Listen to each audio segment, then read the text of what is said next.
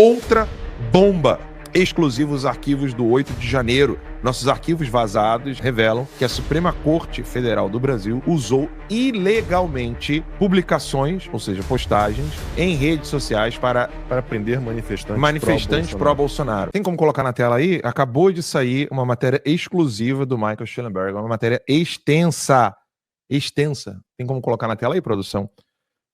Deixa eu só explicar um pouquinho pro pessoal. Isso, segura na... Não tem que botar isso lá no início. Explicar um pouco pro pessoal, né? O Michael Shellenberger é um jornalista que, inclusive, era queridinho da esquerda brasileira, e ele é um ferrenho defensor da liberdade, e foi, assim, jogado na lata do lixo pela esquerda brasileira, porque ele foi um dos responsáveis por divulgar em primeira mão o chamado Twitter Files, ou seja, os arquivos do Twitter. Ele tem o mérito de ter publicado pela primeira vez toda a podridão que existia no Twitter sob o domínio do Jack, quando depois a empresa foi comprada pelo Elon Musk e divulgou, por exemplo, como que derrubaram o perfil do presidente Donald Trump no Twitter, como que isso foi feito, quem estava envolvido. Depois ele publicou também o Twitter Files Brasil, ou seja, os arquivos do Twitter voltados para a questão do Brasil, onde ele mostrou em primeira mão, Michael Shellenberger, o Felipe Neto pedindo aos caciques do Twitter para derrubar o meu perfil. E ele entrou em contato, o Felipe Neto entrou em contato com o mesmo responsável que derrubou o perfil do Donald J. Trump, presidente dos Estados Unidos. Ele não conseguiu isso, o Felipe Neto ficou revoltado, quis brigar com a equipe do Twitter, porque não conseguiu derrubar a minha conta, e agora o Michael Shellenberger vem com uma outra bomba, que eu vou ler aqui para vocês. Olha aí que maravilha. Exclusivos arquivos do 8 de janeiro. Nossos arquivos vazados revelam que a Suprema Corte Federal do Brasil usou ilegalmente publicações, ou seja, postagens, em redes sociais para encarcerar, para prender manifestantes pró-Bolsonaro. No dia 8 de janeiro de 2023, centenas de apoiadores do ex-presidente Jair Messias Bolsonaro entraram em prédio do governo em Brasília, num episódio surpreendentemente semelhante ao do 6 de janeiro nos Estados Unidos. Muitos eram idosos ou doentes e não cometeram atos de violência. Ainda assim, todos foram rotulados como golpistas, terroristas e fascistas pelo presidente do Brasil, Luiz Inácio Lula da Silva. E ele botou a arroba do Lula ali, né? E pelo ministro do Supremo Tribunal Federal, Alexandre de Moraes, que apagou a conta dele no Twitter. Agora, os arquivos do 8 de janeiro mostram que Alexandre de Moraes criou uma força-tarefa de inteligência secreta e ilegal que utilizou publicações em redes sociais para justificar a prisão de manifestantes não violentos, ou seja, pessoas que não cometeram crime algum. Moraes e sua força-tarefa operavam por meio de um grupo secreto no WhatsApp que criava relatórios de inteligência ilegais, mantinham os manifestantes detidos enquanto examinavam suas redes sociais, usavam falas online como base para prisões, muitas aspas ali, preventivas, né? Negavam acesso dos advogados às provas, utilizavam ilegalmente um banco de dados biométrico para identificar os manifestantes. Esses arquivos revelam que as acusações relacionadas ao 8 de janeiro foram politicamente motivadas e envolveram abusos de poder generalizados. Isso aqui vale para todas as vítimas do 8 de janeiro que estejam com pedido de asilo ou pedido, por exemplo, na Argentina, aqui nos Estados Unidos, no México. Você que é vítima do 8 de janeiro está me assistindo nesse exato momento. Essa matéria aqui do Michael Shellenberger, ela prova a sua inocência, tá? Moraes, servindo aos interesses de Lula, contornou a lei para criminalizar efetivamente a fala política.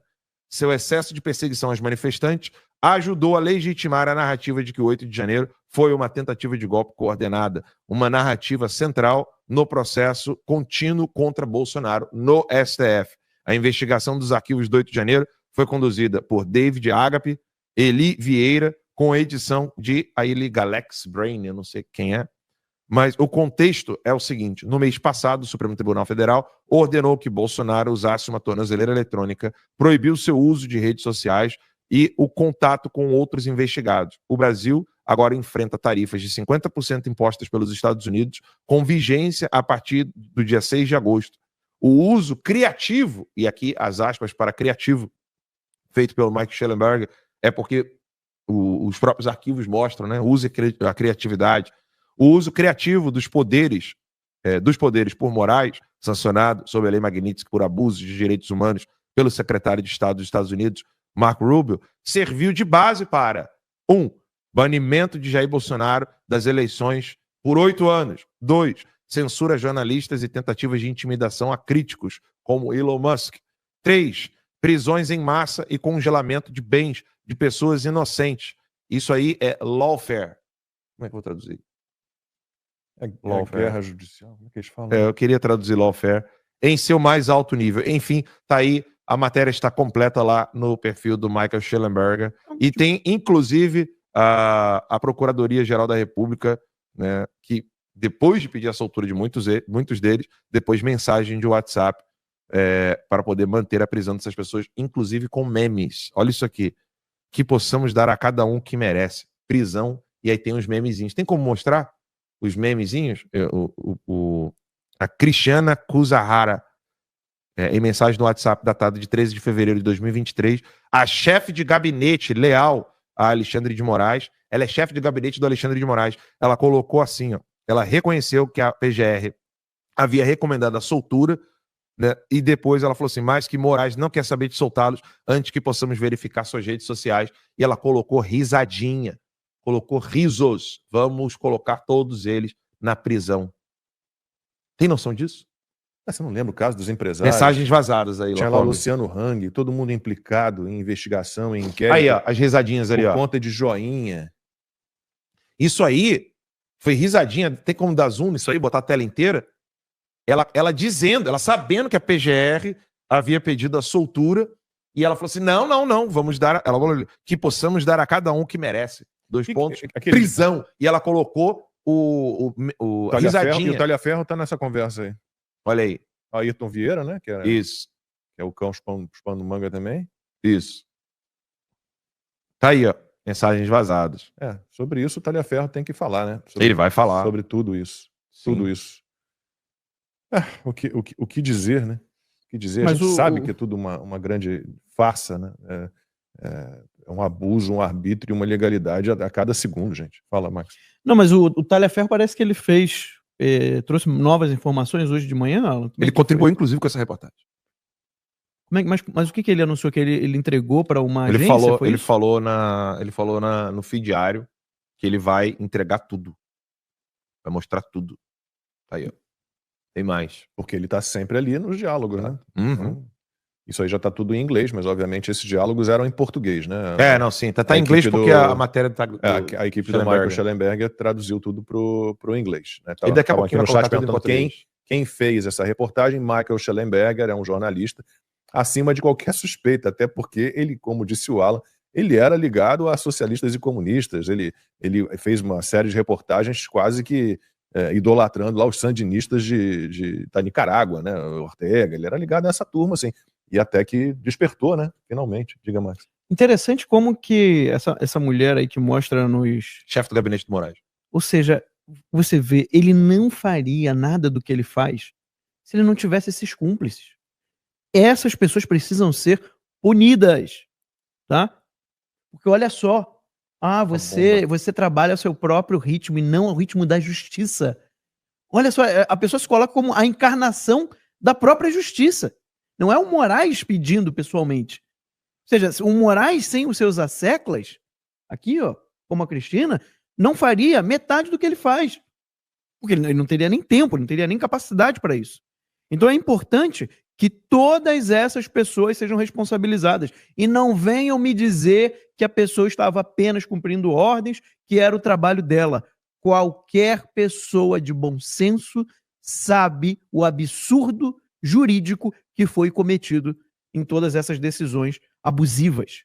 Então, ninguém é imbecil, tá? Porque senão não chegaria a ser chefe de gabinete de um ministro do STF, ao ponto de ver tudo o que estava acontecendo de dentro, porque você pode ter certeza que a Cristina e outros sabem muito mais do que o que a gente sabe.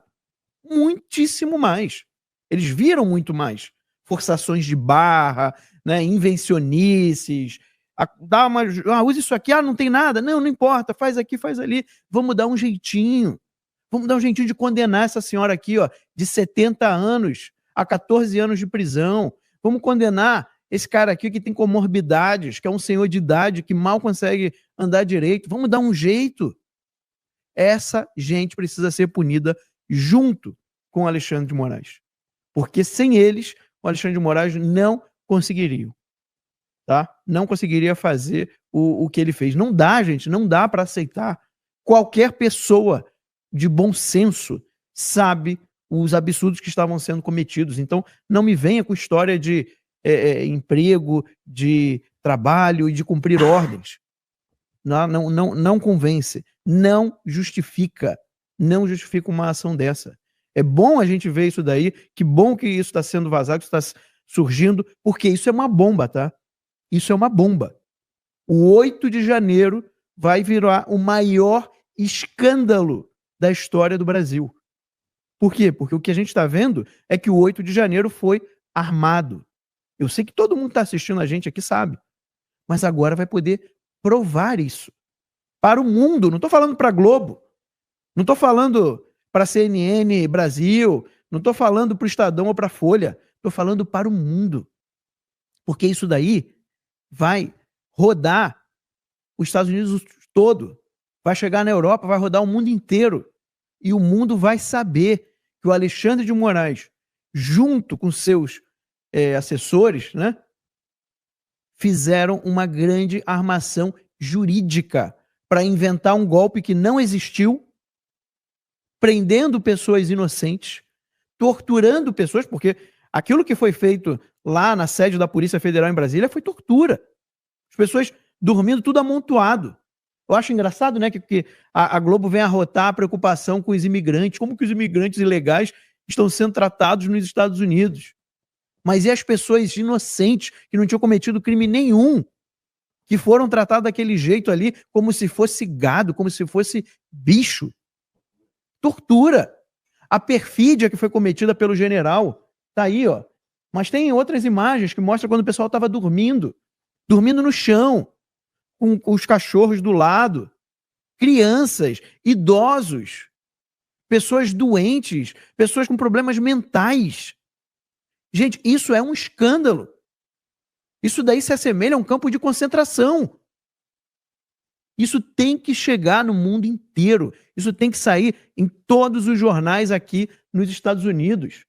Ó, tem aqui, a gente pode colocar, se der na tela aí também, as mensagens que a reportagem do Michael Shellenberger usou entre essa chefe de gabinete, né, essa Cristina, do Alexandre de Moraes, assessora do Alexandre de Moraes. É uma troca de mensagens entre ela e o Eduardo Talhaferro, que esteve com a gente aqui na quarta-feira e prometeu entregar uma série de provas e documentos contra o Alexandre de Moraes. Então, as mensagens de WhatsApp são as seguintes. A Cristina envia ao Talhaferro, imagem enviada. Aí depois ela bota, Eduardo, por favor, consegue para mim, lembrando que as pessoas tinham todas sido presas ilegalmente, muitas foram detidas, inclusive, no dia seguinte, ao 8 de janeiro, 9 de janeiro, em frente ao quartel-general em Brasília. A maioria, muitas dizem que nem estavam no 8 de janeiro, porque não houve individualização de conduta, não há imagens mostrando o que cada um fez. Ela pede ao Talhaferro, Eduardo, por favor, consegue para mim aquela certidão para esses 20 casos. Se a turma que foi advogado e disser o que é LP, o que é o LP? Uma abreviatura jurídica. O que é o LP? A PGR, a Procuradoria-Geral da República, pediu LP para eles, mas o ministro não quer soltar. Liberdade provisória. Liberdade provisória. A PGR pediu liberdade provisória para eles, mas o ministro não quer soltar sem antes a gente ver nas redes se tem alguma coisa. Quer dizer, foram lá fuçar as redes sociais de todo mundo. E aí usam qualquer coisinha. Se eles usaram joinha em grupo de empresário, em grupo fechado de empresários no WhatsApp, para colocar um monte de gente sob investigação, banir das redes sociais, como foi o caso do grupo que tinha o Luciano Hang, imagina fuçando a vida das pessoas que foram presas ilegalmente, abusivamente, no 8 de janeiro e no 9 de janeiro. Então, mandou lá, como fez com a Revista Oeste, desculpa, vai lá e vê se tem alguma coisa errada na Revista Oeste. Diga. Pois é, documentos vazados, mensagens vazadas, colocando em xeque ali todo esse sistema e essa narrativa de golpe e até mesmo do 8 de janeiro. E por coincidência ou não, foi um dia após as manifestações ali em São Paulo, no Rio de Janeiro e Belo Horizonte. E olha só o que acontece 24 horas após as manifestações.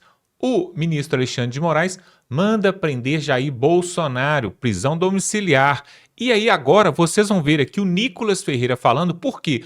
Muitos estão dizendo que a culpa foi do Nicolas Ferreira porque ele fez uma live ali durante a manifestação e mostrou o Jair Bolsonaro, e essa live foi republicada por milhares de pessoas. E aí tinha aquela lei ali que ele não podia aparecer, não podia gravar vídeos, né? Não podia dar entrevistas também, nem aparecer em redes sociais. Será que a culpa foi do Nicolas mesmo? Olha a explicação dele aí, ele vai trazer para nós aqui a fala do Nicolas Ferreira sobre a prisão domiciliar de Jair Bolsonaro. É isso mesmo. Prisão domiciliar decretada para Jair Bolsonaro por Alexandre de Moraes. E qual foi o motivo? Foi corrupção? Não. Rachadinha? Também não. Lavagem de dinheiro, corrupção passiva, como Lula foi condenado? Também não. Foi porque roubou pessoas no INSS? Também não. Qual foi o motivo então, Nicolas? Pasme. Porque ele teria usado redes sociais de outros para poder potencializar a manifestação do dia 3 de agosto. Como se ele tivesse feito também parte dos ataques ao STF. Agora, peraí. Ele me cita na decisão. E olha só que interessante. Eu falo no dia da manifestação o seguinte, olha, ele não pode falar na nossa democracia, mas ele pode ver. E aí ele vê. E olha só que ditadura confusa, né? Ele não pode falar, não pode dar entrevista, mas se uma outra pessoa filma ele e posta nas redes sociais, aquela pessoa é responsabilizada e ele também é responsabilizado? Como assim? Ele literalmente agora está preso usando tornozeleira eletrônica, coisa que nenhum corrupto nesse país mais usa, porque alguém postou um conteúdo dele. Um ex-presidente da República está preso agora na sua casa porque alguma outra pessoa postou um conteúdo dele, preso por nem falar. Essa é a realidade aqui do nosso país. Mas o mais interessante ainda não chegou, que foi justamente hoje que eles decretam a prisão de Jair Bolsonaro, no dia que vaza diversos documentos e conversas que até então só estavam no conhecimento do ex-assessor do Moraes, que divulgou como eles estavam fazendo para poder prender as pessoas do dia 8, de maneira completamente perseguitória, né? Persecutória de política. Ou seja, por postagens da internet mandava prender as pessoas. E, obviamente, isso chocou todo mundo. E, coincidentemente, hoje manda prender Jair Messias Bolsonaro. Posso falar? Lei Magnitsky é pouco para Alexandre de Moraes. O que resta para ele mesmo é uma boa cadeia. Pois é, Brasil, diante de tudo isso que nós estamos vendo, a pergunta agora que fica é o seguinte, e agora? Será que o povo brasileiro vai reagir de vez? Será que o povo brasileiro vai fazer alguma coisa ou vai continuar de braços cruzados? Porque tudo que precisava ter sido feito já foi feito até agora. Bolsonaro está lá, com tornozeleira, preso em sua residência. Hoje nós tivemos mais um parlamentar bolsonarista, apoiador de Jair Bolsonaro, preso, ou pelo menos com tornozeleira eletrônica, que foi o Marcos Durval.